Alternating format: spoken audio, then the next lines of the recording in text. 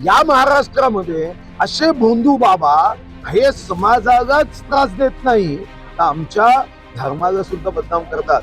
आणि म्हणून माझ्यासारख्या कायद्याने चालण्याचा नेहमीच विचार करणाऱ्याला वाटतं की एक दिवसासाठी कायदा बदलला पाहिजे.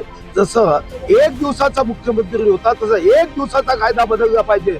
नो कोर्ट, नो चार्जशीट, चौकात उभं करून सुयानी टोचलं पाहिजे.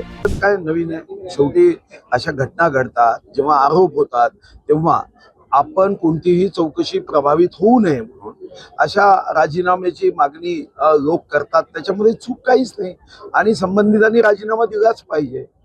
हा, त्यांना जर वाटेल की याची चौकशी योग्य पद्धतीने व्हावी ती योग्य पद्धतीने होईल.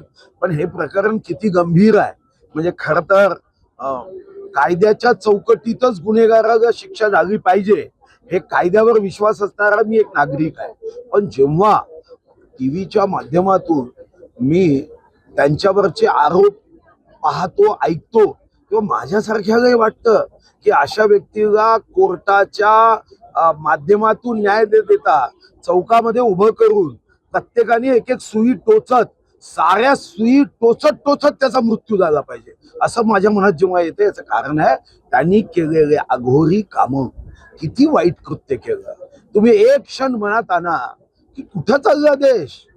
21व्या शतकामध्ये आम्ही विज्ञान युगाची कास धरण्याच्या दृष्टीने आम्ही शाळांमध्ये विश्वरत्न, भारतरत्न, महामानव बाबासाहेब आंबेडकरांचं शिक्षण द्यावं हे सांगतो. त्यांचे शब्द आम्ही त्यांना सांगतो. क्रांतीज्योती सावित्रीबाई फुले असेल, शाहू महाराज असेल, क्रांतीसूर्य महात्मा ज्योतिराव फुले असेल, या महाराष्ट्रामध्ये असे भोंदू बाबा हे समाजालाच त्रास देत नाही तर आमच्या धर्माला सुद्धा बदनाम करतात. आणि म्हणून माझ्यासारख्या कायद्याने चालण्याचा नेहमीच विचार करणाऱ्याला वाटतं की एक दिवसासाठी कायदा बदलला पाहिजे. जसं एक दिवसाचा मुख्यमंत्री होता तसं एक दिवसाचा कायदा बदलला पाहिजे. नो कोर्ट, नो चार्जशीट, चौकात उभं करून सुयानी टोचलं पाहिजे. अहो काय तुम्ही विटंबना गावली. छत्रपती शिवाजी महाराजांचा महाराष्ट्र आहे. जेव्हा छत्रपतींना विचारलं की स्त्रीचं स्थान तुमच्या राज्यात कुठं आहे, देवाच्या देवाऱ्यात देवाच्या बाजूला स्त्रीचं स्थान आहे. यांनी स्त्रीचा अवमान केला म्हणजे देवाचा अवमान केलाय, छत्रपतीच्या महाराष्ट्राचा अवमान केलाय. एक दिवसाचा कायदा बदलला पाहिजे आणि याला सुयानी टोचून टोचून टोचून टोचून आम्ही देशातल्या त्या साऱ्या भोंदू बाबांना सांगितलं पाहिजे, याद रखो तुम्हारी मौत पक्की है.